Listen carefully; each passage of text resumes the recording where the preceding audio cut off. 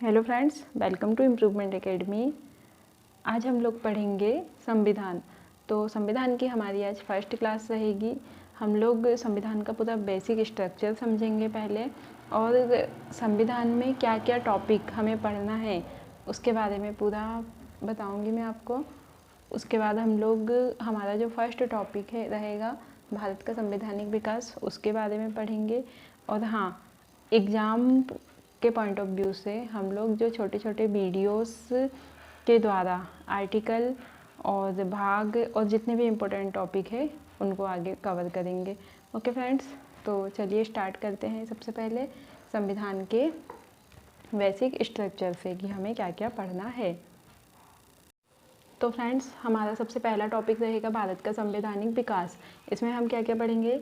सबसे पहले तो भारत का संवैधानिक विकास ही पढ़ेंगे कि इसमें भारत का संविधान बनाने की आवश्यकता क्यों पड़ी, इन सब चीज़ों के बारे में पढ़ेंगे। फिर क्रिप्स मिशन, बेबेल योजना, शिमला सम्मेलन, कैबिनेट मिशन 1946, फिर अंतरिम सरकार का गठन, माउंटबेटन योजना, भारतीय स्वतंत्रता अधिनियम 1947, फिर संविधान सभा, उद्देश्य प्रस्ताव, संविधान सभा की समितियां, प्रारूप समिति, संविधान सभा के विकास के चरण और संविधान का लागू होना।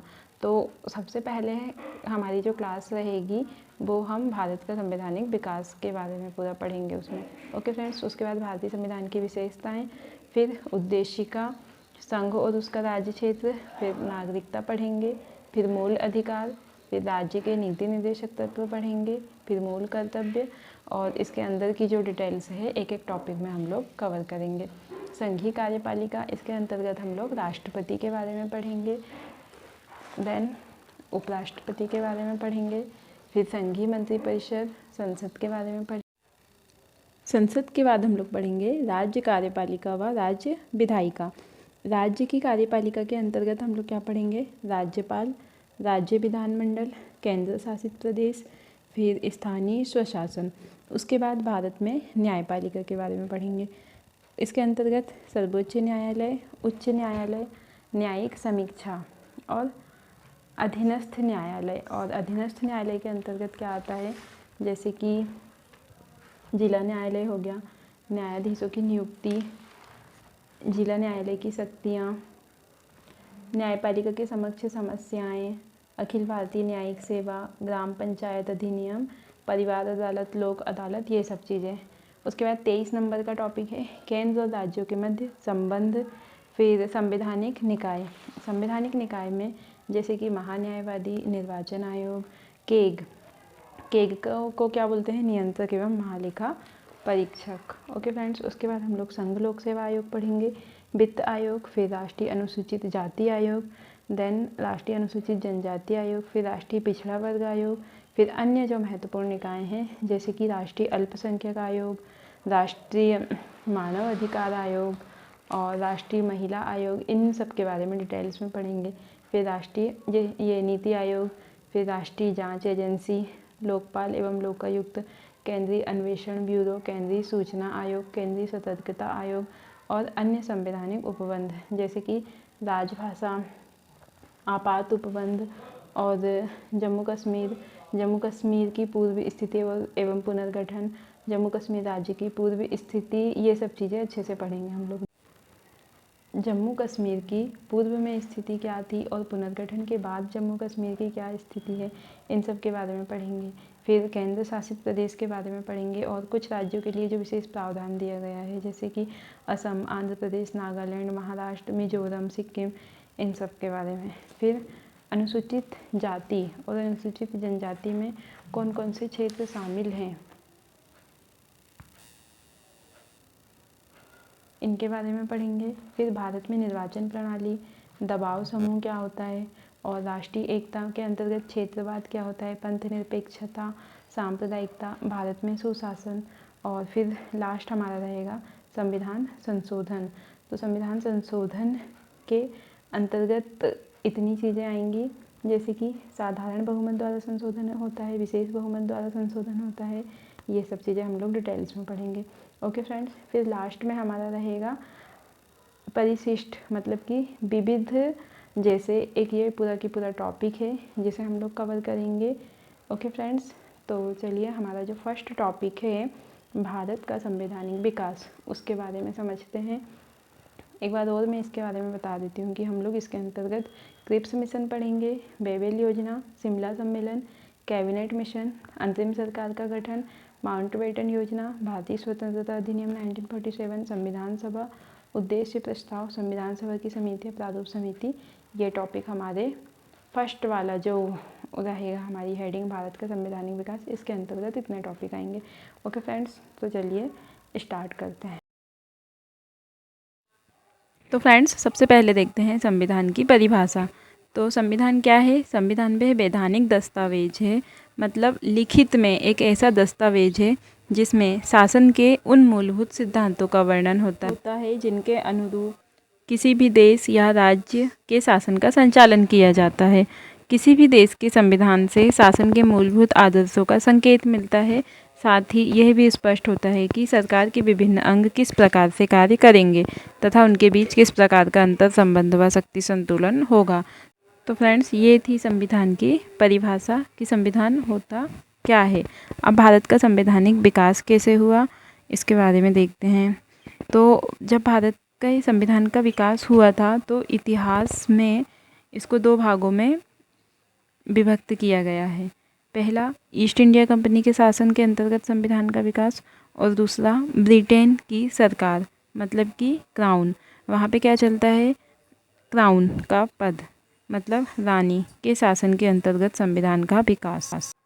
तो फ्रेंड्स, ये है ब्रिटिश क्राउन, जो ब्रिटेन की महारानी सर पे ताज के रूप में पहनती है। ओके, ये है ब्रिटेन की महारानी और ये है ब्रिटेन की संसद। तो अब तक ब्रिटेन, तो फ्रेंड्स, भारत में अभी तक जितनी महारानी ने राज किया है उनके सन 1858 में महारानी विक्टोरिया को भारत की पहली साम्राज्ञी घोषित किया गया था। ये कब से कब तक थी? 1858 से 1901 तक। फिर ब्रिटेन के सम्राट आए एडवर्ड सप्तम, जो 1901 से 1910 तक रहे। फिर जॉर्ज पंचम, जो 1910 से 1936 तक रहे, जो भारत भी आए थे जब दिल्ली को राजधानी बनाया गया। और 1911 में जब जॉर्ज पंचम भारत आए थे तब इंडिया गेट के पास भव्य दिल्ली दरबार का आयोजन किया गया था और इन्होंने ही बंगाल विभाजन को रद्द भी किया था 1911 में। फिर 1936 में बने थे एडवर्ड अष्टम, 1936 से 1947 तक रहे जॉर्ज षष्ठम। तो 1947 में हमारा भारत आज़ाद हो गया था और 1947 तक ही भारत के सम्राट और महारानियों का साम्राज्य हमारे भारत में रहा। अब हम देखते हैं कि ब्रिटेन की पहली महारानी कौन थी। तो ब्रिटेन की जो सबसे पहली महारानी थी वो थी महारानी एलिजाबेथ प्रथम। ये है महारानी एलिजाबेथ प्रथम की फ़ोटो। ये ब्रिटेन की पहली महारानी थी जो इंग्लैंड और आयरलैंड की महारानी थी। इनका शासनकाल 17 नवंबर 1558 से 1603 तक चला। ओके फ्रेंड्स, यहाँ पे एक ध्यान देने वाली बात ये है कि ब्रिटेन की पहली रानी कौन थी। तो एन थी, जो 6 फरवरी 1665 से 1 अगस्त 1714 तक रही। अब यहाँ पे ध्यान देने वाली बात क्या है कि जो ब्रिटेन की पहली रानी अगर पूछा जाए तो एन आंसर आएगा। अब ब्रिटेन में कौन कौन से देश शामिल? इंग्लैंड, स्कॉटलैंड और आयरलैंड। और जो महारानी एलिजाबेथ प्रथम हैं वो सिर्फ इंग्लैंड और आयरलैंड की महारानी थी। और अगर ब्रिटेन की पहली रानी बोला जाए तो ये एन। अब वर्तमान में कौन है ब्रिटेन की महारानी? तो एलिजाबेथ द्वितीय, जो 70 साल से लगातार इस पद पर बनी हुई हैं। ये 1952 से ब्रिटेन की महारानी है एलिजाबेथ द्वितीय। और ये जो यूएनओ के जितने देश हैं 54 देश, उन सब की महारानी हैं। ओके फ्रेंड्स, ये 1952 से अभी तक लगातार ब्रिटेन की महारानी बनी हुई हैं। तो फ्रेंड्स, अब महारानी एलिजाबेथ द्वितीय के बाद कौन रानी बनेंगी? तो कैमिला। ये कैमिला कौन है? प्रिंस चार्ल्स की पत्नी। तो प्रिंस चार्ल्स के राजा बनने पर उनकी जो पत्नी है कैमिला, वो देश की नई महारानी बनेंगी। इसका ऐलान किया है महारानी एलिजाबेथ द्वितीय ने। अब एक वर्ड आता है क्वीन कंसोर्ट। तो क्वीन कंसोर्ट होता क्या है? तो ब्रिटिश इतिहास में बरसों से राजा की पत्नी को क्वीन कंसोर्ट का दर्जा दिया जाता है, उसे संवैधानिक अधिकार नहीं होते हैं। अब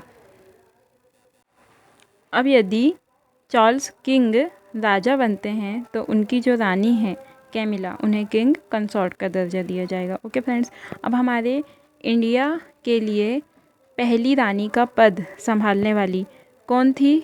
तो रानी वेलु नेचियार। ये भारत की पहली रानी थी जिन्होंने भारत की तरफ से अंग्रेज़ों से युद्ध भी किया था। ओके फ्रेंड्स, तो ये बहुत ही इम्पोर्टेंट क्वेश्चन है और ये एग्ज़ाम में पूछा भी जा चुका है कि भारत की पहली रानी कौन थी? तो रानी नेचुराल। ओके, अब हमारा जो टॉपिक था भारत का संवैधानिक विकास, उसके अंतर्गत हमने पढ़े थे ईस्ट इंडिया कंपनी के अंतर्गत कैसे विकास हुआ संविधान का और ब्रिटिश क्राउन के अंतर्गत कैसे विकास हुआ। तो इसके अंतर्गत हम लोग पढ़ेंगे एक्ट। तो हम लोग नेक्स्ट क्लास में इसे कंटिन्यू करेंगे। आज का हमारे वीडियो में इतना ही टॉपिक था। तो फ्रेंड्स, आपको वीडियो कैसा लगा आप कमेंट बॉक्स पर टाइप करके बताइए और हमारे चैनल को लाइक कीजिए, शेयर कीजिए और ज़्यादा से ज़्यादा सब्सक्राइब कीजिए। और हाँ, अगर इस टॉपिक से रिलेटेड कोई भी डाउट है तो आप कमेंट बॉक्स पर टाइप कीजिए। Okay, thank you so much.